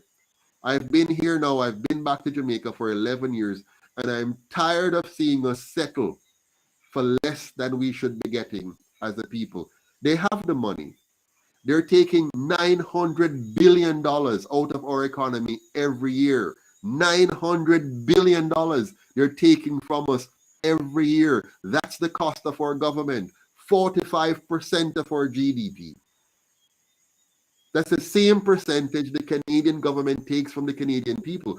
And they have a safe environment. They have a clean environment. They have an orderly environment. They have a pretty country. Yeah. There's no reason, Mr. Harper, that we should continue to have a dirty Jamaica, an unclean Jamaica, a Jamaica which is not pretty and beautiful end to end because we manage it properly. We need to have that. The time has come. The time has come. Time has definitely come. So, ni hao, says, with a third of the population squatting, fixed addresses are out the window. Absolutely not. Let's stop having squatters.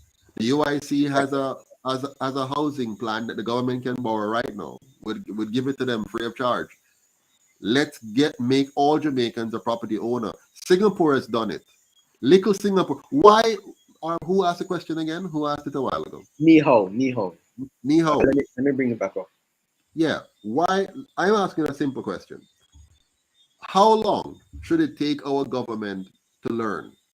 Now, Singapore, within 25 years, created a housing solution that eliminated squatting and eliminated ghettos and bring their people to a home ownership of over 92%. 25 years they did that from 1965 to 19 what? I think they 95 somewhere there, 90s. They were able to do this. Now, why is it 85 actually? Or 1990. Why is it they did that and our government couldn't do the basic thing? Very basic. Just go copy them. Just take a plane and go over Singapore. They travel all the time at our expense. Go to Singapore, spend a month. Go spend a month in Singapore. Send somebody, send a team of 7 persons there to go and look at all their systems. How uno give uno people housing so easily? How wanna clean up on a place so easily? How wanna make a green city? How wanna manage your garbage so well? How wanna fix an economy so beautifully? How wanna get an education system to work so well? Just go over there now and spend 6 months. Send a team and let them live over there for 6 months and come back to Jamaica and say, look, they have done it. We can do it too. Now, if they have not done that, Arthur, bear with me. If they've been in our government now from 1944, how much time do you need to study and copy from the guy next door to you and say, how him do it? Him did pour it away. Less resources that way. How did he do that? And just copy it and come back to Jamaica. You can't think, you don't have the sense, you can't reason, you can't design anything, you can't build anything. So you just go and copy. Look at China. You know what China did? Them copy everything. China, the leadership in China, they go, how they make Reebok? We're going to copy it. How they make this cell phone? We're going to copy it. And then they start to improve on it where possible. Sometimes it's still cheaper and not as good. But the bottom line is, them copy and they made China a richer country for their copying ability. Why our leaders couldn't even copy? If they can't think and reason and design and build and come up with solid solutions, why not just copy, Sir Harper? What? So the UIC will do it for them. They have had 78 years now and they have failed. So we in the UIC now say, listen, what we will do, step aside and we will show you how you can get squatting to disappear, or you can get ghettos to disappear, or you can get the garbage to disappear, or you can get the Jamaican people to be clean, or you can get the Jamaican people to be orderly, or you can get Jamaica to be a safe country. Step aside, Andrew. Step aside, Mark. Step aside, PNP. Step aside, GLP, and let us show the country how to be run properly. We know you're not going to step aside. So we, the people, have to put you aside. Yes. Agreed.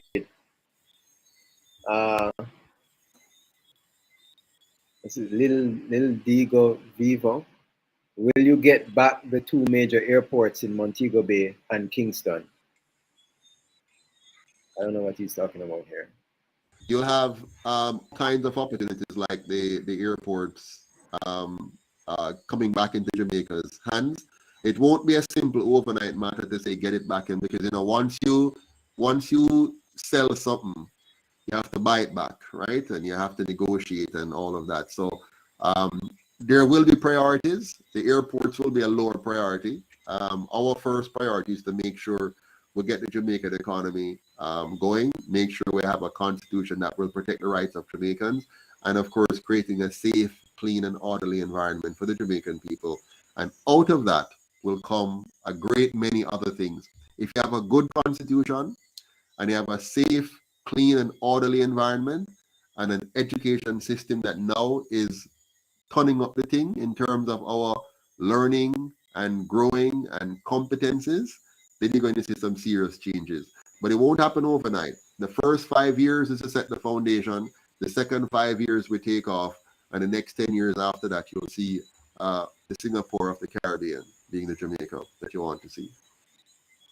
All right, next question is, can the Jamaicans who live abroad vote also?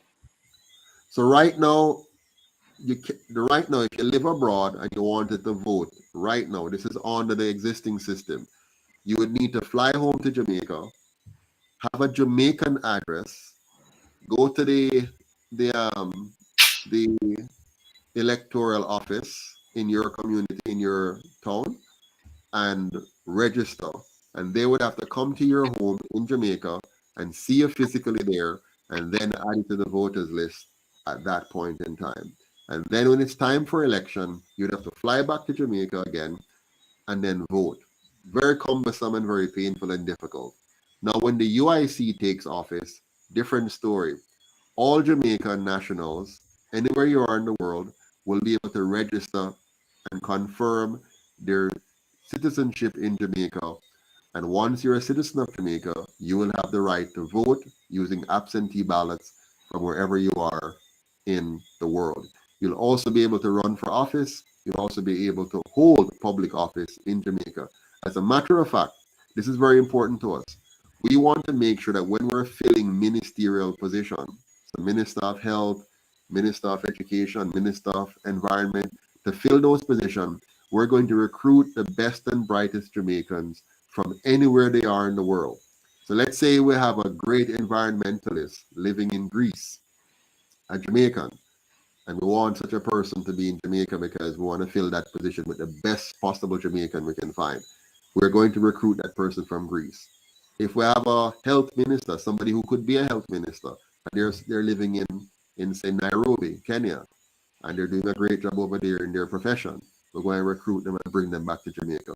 So we're going to do a hell of a job bringing back we're going to reverse the brain drain and bring back as many people as possible with the skills and competences we need. If you're here in Jamaica and you have the skills and competences, you get the job. If you're a Jamaican living anywhere in the world and you're the best Jamaican for the job, we're going to make sure you get the job if you want it, and make sure we help you to come back home and get settled and help your Jamaican people achieve their maximum potential.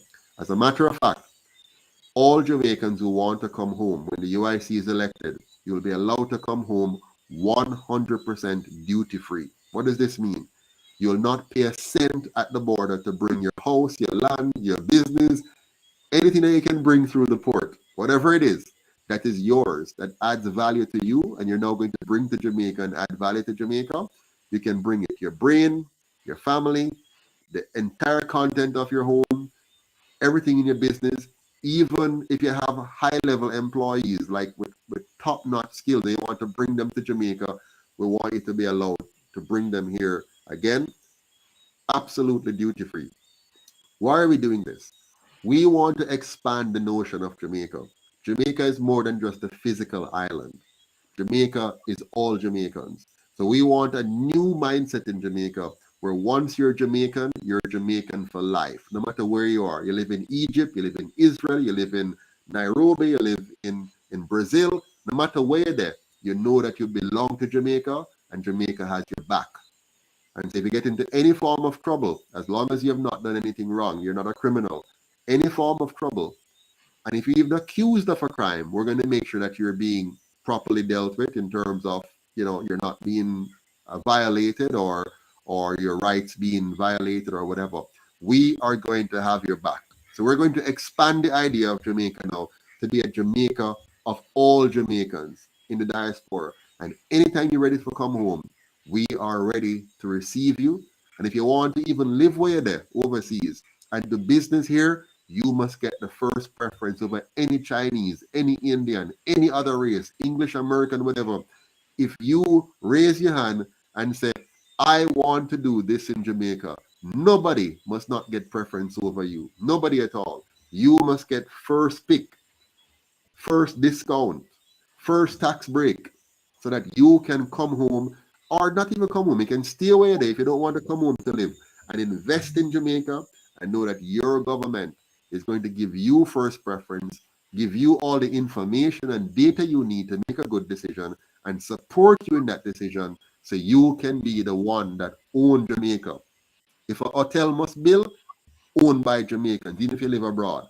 If a new business must be started, owned by Jamaicans, even if you live abroad. We want Jamaica to be owned by Jamaicans as much as possible. And for that to happen, we must give special treatment to our people, Jamaica first, Jamaicans first, and that's what the UIC is all about.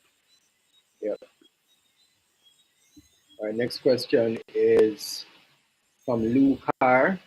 Will the UIC encourage remote employment for Jamaicans abroad? Absolutely.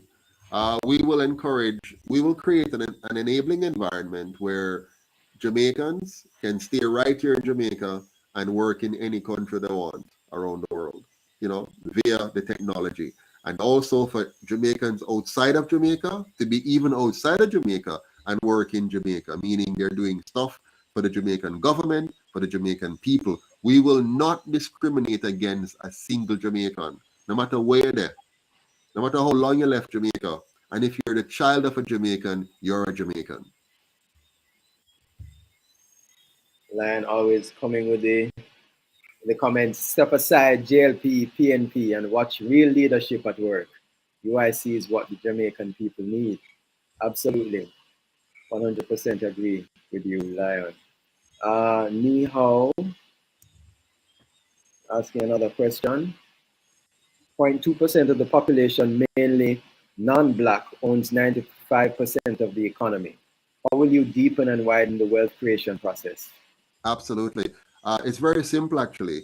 Once you introduce free banking and make it a right for all Jamaicans to own a bank account, and once we take back the Bank of Jamaica and make it a truly Jamaican bank, which is there to provide financing to the Jamaican people, especially the grassroots coming up, and make capital available at the grassroots level. And once we fully invest in our human capital right up to the PhD level, so nobody, no matter how poor you are, will be barred from earning the highest degree that they can possibly earn. And once we make sure that the regulations are no longer designed to stifle small business and give preference to big business and turn it around, you're now going to see a transfer of wealth from the rich to the poor, not because we redistributed, but because now we are empowering the poor to no longer be poor. Listen, if we give the poor man property, because we're going to make every Jamaican family property owners, so no longer are people going to suffer in ghettos and squatting. They're going to have homes now, beautiful condos like you see in Singapore, with all the amenities necessary, a community center, parks, play areas for the younger children, library, digital library with education material and everything. They're going to now have a facility that allows them to now be a different Jamaican. The whole environment changed for them, right? And the schooling is different. They're now Afrocentric and all of that. So what this is going to do, we're going to open up for the first time to the average Jamaicans opportunities never before seen in this country. And because of that, they're going to be competing effectively with the rich, who will no longer have the cover of government and regulations that works for them. They're now going to have an environment where we're not trying to do them any harm. We're simply now giving the preference to the small man so that he can quickly rise up out of his smallness and out of his poverty and become somebody on equal footing with the rich and powerful. It won't happen overnight, but overnight we're going to change direction, and overnight we're going to empower Jamaicans to now realize their full potential. So yes, that gap between the rich and the poor is going to narrow very quickly. And you might be wondering, is this realistic? Yes. I always have to tell you, Singapore did it, and so can we, right? So all the things I'm saying, without you knowing that somebody else have done it, it will sound like fairy tale sometimes. But I am working from what has already worked. Singapore has done it. Another one, for example, forgive me, Harper, and I was looking at it again today. My God. How does a little country named the Netherlands, in a cold environment, become the largest food producer in the world, second largest in the world? How in a Europe where them not have what we have, them don't have all of this. Yeah, them right now. If you go to the Netherlands, them can't enjoy the outdoors like I'm enjoying it right now. I'm outside on piece of my property here. Now, if they can do that, and I went back and look again how them do it, the people them take agriculture serious. They have a university that teaches nothing but agriculture. No law, no politics, no whole heap of fool subjects. It is purely and 100% focused on agriculture. They study everything from every water droplet to every ounce of fertilization to every inch of ground that they have to use, and they find a way to use 1/3 the amount of water other countries use to produce twice and 4 times as much food, and to do so without the negative pesticides and herbicides that we're suffering from here in Jamaica and being cancerous because of it. If them can do it, we can do it too. Yeah. I don't believe that it's because them white them can do it, so white is right and black is bad. No, I believe that the black man, the African, has the same amount of ability as any other nation on the planet. Agreed. And so this UIC and this Jamaica and this Joseph Patterson is going to make sure that we pull out the best out of our people. We're going to bring our people up as fast as possible. And I'm serious. I am going to make sure we work with farmers and transform their thinking, transform their environment, transform their tools and technology, and convert Jamaica into the largest producer of organic food the world has ever seen. We're going to compete with the likes of Netherlands because we have more than them. We have better soil than them. We have better environment than them. So if them can be second with 17 million people, they can be second to a nation with 350 million people. Second, 17 million people and far less land. They are second to a country with a whole heap more land and 350 million people. Jamaica's size is no impediment to our ability to be a great nation. And so we're going to do it. We're going to study and learn and copy from the Netherlands and improve on it. We're going to study and learn and copy from Singapore and improve on it. We're going to study, we're going to borrow the apprenticeship program from Germany. They have done a great job of making sure that them don't graduate in a dunce when it comes on to the trades, having technical competence skills in automotive and machine building and whatever. We can do it too. So we are going to copy the good elements from their apprenticeship program and put it in a Jamaica, make it better, combine it with some stuff from Singapore, combine it with some stuff from the Netherlands, combine it with some stuff from France, combine it with some stuff from Rwanda, combine it with some stuff from Ghana. Wherever the people there are do something good, we're going to copy it, improve it, make it better, make it work for Jamaica, and bring out the best in our people. It's time for us. We have wasted 78 years, and we must not waste another. Yes, guys, 78 years. I mean, that's close to a century, right? That's 22 years less than a century. I mean, how much longer do we have to wait? Really, how much longer? I mean, 78 years is not enough? Really? So, Miller Rebel asking the question, how do we get rid of the GMO stuff and bring awareness? Very, very simple. Well, it's not simple. Nothing is ever simple. I should never say very simple because it's going to be hard. The powers that be locally and internationally going to fight with. But we have to be diplomatic. We have to be smart. We have to be wise. I must tell you, I am very impressed by the diplomacy shown by Lee Kuan Yew during his 30 years as Prime Minister of Singapore. Very impressive. I also know that the powers that be outside of Jamaica, they have their own agenda. and you have to be careful how you navigate their agenda. But the worst ones is actually within. The worst enemy we have is the enemy within. It is the two major parties and the strong backing that they have from the PSOJ oligarchs. They're not going to relent. Them going to make sure so the UIC can't open a bank account. They're going to continue to try to block us from opening a bank account. So we're going to have to win this election with going through all kind of different paths to try to get things done. So they're going to continue to block us from getting our bank account. They're going to try. They're going to continue to block us from radio and television as much as possible. They're going to try to report us to Facebook and Twitter and everybody and YouTube and try to shut down our accounts like they're doing right now. They're going to intimidate our candidates. They're going to try to discredit me because they have a plan now. If they can discredit me, they can destroy the organization. They know how Jamaica works. They know that it's difficult. The way we operate in Jamaica, it's very difficult to get anything done. And you know that most Jamaicans will not give the kind of time and energy to the UIC that I have done. They won't do it. Like as soon as, if anybody had to go what I go through, most of the people I know and see around, if they had to go through what I go through, the UIC dead long time. Yeah. And they'll be back to just PNP and GLP. So they're going to fight us. So the only way we can win this is if you fight with us. If you see, when we join hands together, if all we join hands, lock arms, you understand? It's hard for them to destroy us if all of we join hands.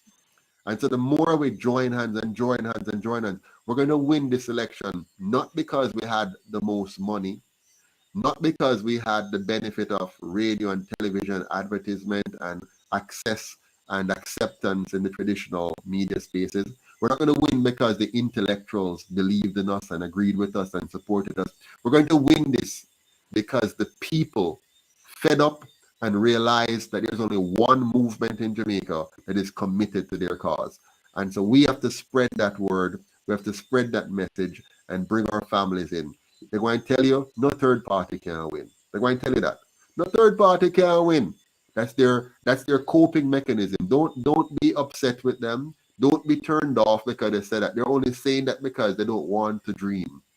They don't want to raise their hopes and expectations and get it dashed. They're afraid that if they hope again, they're going to be failed again. So you have to help them to know that they have to overcome that natural tendency to give up. They have to hope again. They have to dream again. They have to desire again and think that, yes, man, we can get a better Jamaica. We deserve a better Jamaica. And if we can just get that message through without being angry, not cuss with them, not fight with them, not tell them that them good for nothing and them not. No, just tell them, I understand how you feel. But just watch one of the UIC video and tell me what you think afterwards. Just watch one. Come, just, I know you don't think them can win, but just go subscribe so you can at least hear what I'm going to say and see for yourself. You understand? Here's a brochure. I'm going to send it to you on WhatsApp. Here you go.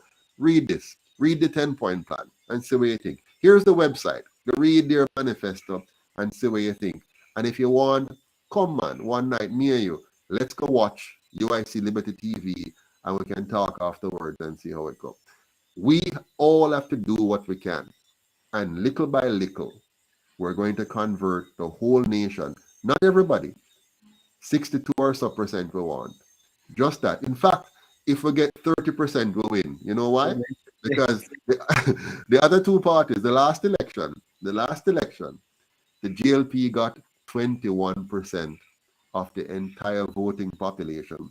So in truth and in fact, we have an illegitimate government because they're not supported by what?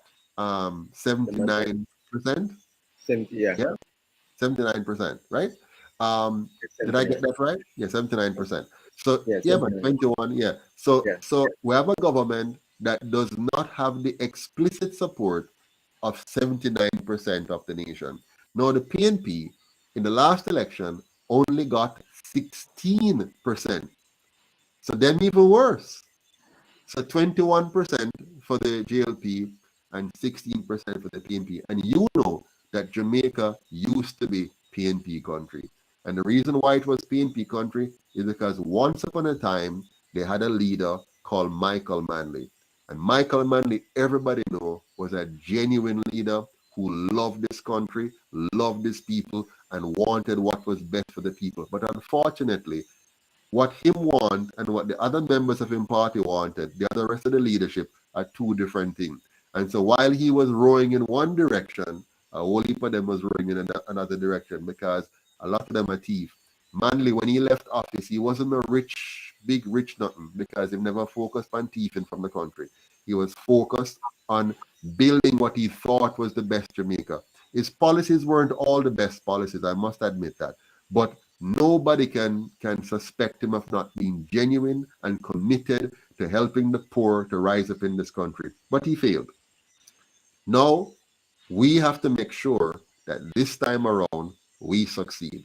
And the only way we can succeed is by coming together and joining together, because the other two groups, they are committed to keeping Jamaica right where it is. are. Yep. And they're working tirelessly, day and night, overtime, to make sure it stays the same.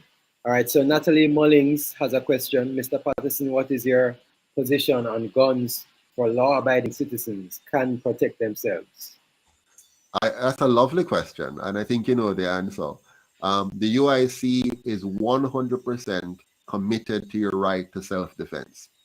We believe that every citizen must be able to defend themselves. And in order for you to defend yourself effectively, one of the tools that you may need is a licensed firearm. So we believe completely in your right to own and bear arms to defend yourself, especially in a country where the police has proven to be very ineffectual and where the government has proven to be very corrupt, and therefore your safety is at risk because you do not have a system of governance that clearly puts you at the agenda in terms of safety and security. And so I believe every Jamaican, every law-abiding Jamaican who wishes to has a right to own a firearm. Every law-abiding Jamaican who has the mental capacity, they have to be tested, you have a right to own and carry a firearm. And no government should seek to prevent you from having that on any pretext, except that you're not mentally sound to be able to carry one. Now, I must follow up on this and say a little bit more as well. We need to learn this. One of the reasons why you need to have a firearm is that no government should be able to disarm its citizens, because the government itself can go rogue. You understand? The government itself can turn against its citizens. And when they create and many countries are now trying to disarm their citizens. They're trying especially in America, there's a big campaign to try to make sure that the citizens are without any means of self-defense.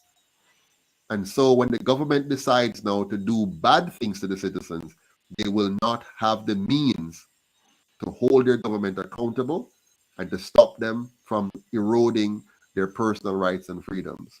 And so we in the UIC believe it's very important that the citizens are in a position to defend themselves, not just from illegal criminals, but also from legal criminals. And your government can easily become a legal criminal when it decides that it has the right to supersede your individual sovereignty and want to take away your right to either your life or your liberty or your property.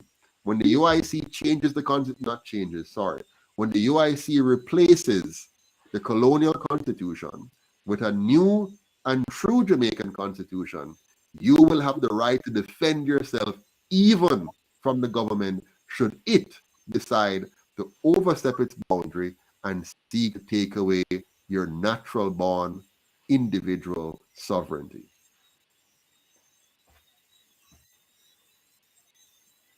Question here from Nihao again. Wouldn't it be a great strategy to get the 2% power brokers on board with the UIC? No, it's not a great strategy actually. If I get the 2% power brokers on board with the UIC, then might as well we have the JLP and the PNP. Yeah. It's very simple. Same They thing. have no interest. The only way we get them on our side is if we go on their side. And their side is to continue to make 10% of the country control 90% of the wealth, and 90% of the country continues to exist on the margins. They're not interested in what we're interested in. There's no way the two shall meet. We must focus on the 90% of Jamaicans who are being disenfranchised, undermined, and who are being kept out of achieving their full economic potential by a group of people who want to keep them on the margin. If they want to join us, no problem. They can simply write us a check for $300 million too, like they do with the other ones, and then don't ask us to change anything, and I'll know that they're serious. If the more they comment to Mr. Patterson, we've been watching your videos and stuff, and we believe we want the Jamaica that you're talking about. So we're going to write the UIC a check for $300 million, all of it, because we want to make sure in the next election you can be on no less a footing than those other guys. So here's $300 million, and we're not asking you to change anything in your platform, any of your policies. We're just giving you $300 million. I will disclose that to all of you immediately, and you'll know that there's been a great conversion of those who are currently running the country. Don't hold your breath. Well said, well said. Rhythm Life, how do you plan to protect our children from the transgender agenda currently exploding across the globe? Well, the only way for us to protect our children is to elect the UIC and our agenda. Our agenda protects you from everything, because nobody in the UIC system of governance, nobody can force any ideology on anybody, whatever that ideology is, whether it's one you agree with or disagree with. For example, we're going to have full religious liberty. So we're not going to, as a government, as a new government, and I mean not just the UIC, the new system of governance, we will give no preference, support, or discouragement of any religion, except the religion that promotes the use of force or fraud against people, right? So once it's not promoting that, all religions, so we're not going to give any preference. We're not going to give any preference to religious holidays, for example. Whichever religion you're a part of, you can keep your holiday, but the government will not be sponsoring it or in any way pushing it or in any way supporting it. You'll be free to choose what you want to do. It must be a personal, individual, or family or community choice. Okay? Schooling. Our model of education allows the parents to choose where their child go, and for the school to choose what its curriculum will be within the confines of us having a fundamental basic curriculum of Afrocentricity and whole person development, so that the child will be empowered to be an effective person in the world. But we're not going to limit the school from teaching other things that they want to teach, and for the parents to choose where their child goes. So let's say you have a school over here that want to teach Rastafarianism. No problem. But let's say you're a parent who don't want your child to learn Rastafarianism. No problem. You move your child to the next school, and the money that the government provides will follow the child to that school that you want your child to go to. So we're putting the power back in the hands of parents. So now look at the beauty of it. You have to think this through, Right now, because we have a monopoly education system where the government has a monopoly on education, every children here learn the same foolishness that the government wants them to learn. So if you have a colonial master or a PSOJ master who want our children to learn a particular thing, they have an easy way of doing that by just pushing it down through the government. In the UIC model, the government will not be allowed to do that. The school system will be a multiplicity of what's the word I'm looking for? It will be you'll have choice, you'll have variations, and so you'll have, for example, a sports school where the organizers of that school, the board, and the community decide they want to have a high school where the emphasis is on sports. And so parents who see potential in their child, I think my child would do very well going to a school where the emphasis is athletics. They're going to be the next Usain Bolt or the next Shellyan or the next Celine or the next Sharika. And so I believe I want to guide my child in that direction. Fine. The parent does that, the money follows the child, and that school does well. Another school is interested more in business, and they want to create a curriculum where when the child finishes high school, they already know some key things about business and money at a level that is more advanced. The same thing for science. And you also have groups like the Rastafarians. I want to have a school where the values of Rastafarianism are taught along with whatever else and so on. But so they have that school. A Christian group, they want to have a Christian school that teaches the value and virtues of Jesus Christ, the fruit of the Spirit, love, joy, peace, patience, kindness. They want that. Another group, they want to teach your children the principles of Muslim. So we're going to allow the parents, the family, to once again take control of what they want their child to learn. We, the government, will play the regulatory role, not the running role. So we'll regulate the school system to ensure that the school is clean, properly staffed. Whatever they promise the parents is what they're delivering. So if they promise the parents that send the kids to my school and we're going to be doing this, and we have this qualified personnel, then you must have that. So the government will be verifying that the school is living up to the expectations that they gave the parents. So no force or fraud is happening here. Health-wise, is the school healthy? Meaning, proper bathroom facilities, it is clean, the food that they're serving is proper, it's not, whatever.